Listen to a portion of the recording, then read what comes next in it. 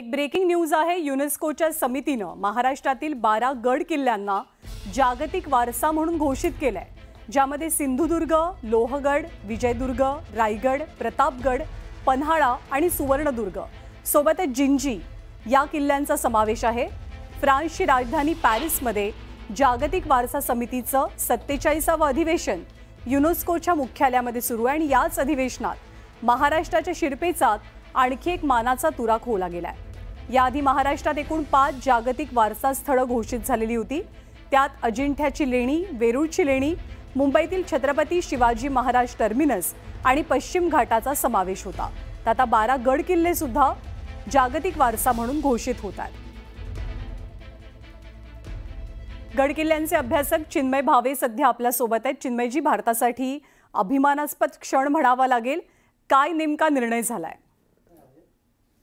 खूप खूप अभिनंदन सर्वांचं। खरंच हा खूप मोठा निर्णय आहे, कारण मराठा गड किल्ले वास्तुशिल्प जी आहेत 17व्या 18व्या 17व्या ते 19व्या शतकातली, त्यांचं सांस्कृतिक लष्करी महत्त्व पाहता त्यांना विश्व वारसा स्थळामध्ये आता समाविष्ट करण्यात आलेलं आहे।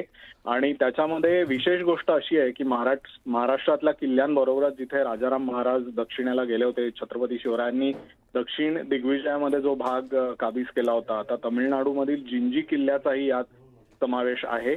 आणि कोकणासाठी विशेष गोष्ट आहे, कारण मुंबईमध्ये आपण पाहिलं तर एलिफंटाची लेणी, त्याच्यानंतर छत्रपती शिवाजी महाराज टर्मिनस, त्याच्यानंतर गॉथिक आणि आर्ट डेको बिल्डिंग ही विश्व वारसा स्थळं होतीच, त्याच्यात अजून एकाची आता भर पडलेली आहे। याचं मोठं महत्व असं आहे की एकदा या ठिकाणी अशी स्थळं आली की या माध्यमातून त्यांचं जागतिक नकाशावर मोठं स्थान प्राप्त होतं। त्याला अनुषंगून इतर व्यवस्था, तिथे संवर्धनाची सोय, त्याला लागणारा निधी, तिथल्या आजूबाजूच्या परिसरामधील पर्यावरणाचं लक्षण, लोकांना तिथं रोजगार मिळणं, पर्यटन उत्पन्न वाढणं, या सगळ्या दृष्टीने ही खूप मोठी गोष्ट आहे। आणि आपण आता म्हणू शकतो की कोकणासारख्या ठिकाणी जिथे पर्यटन वाढायला हवं, जिथे इतिहास आणि वारशाचं पर्यटन वाढायला हवं, तिथे एक जागतिक स्तराची संधी आता मिळालेली आहे।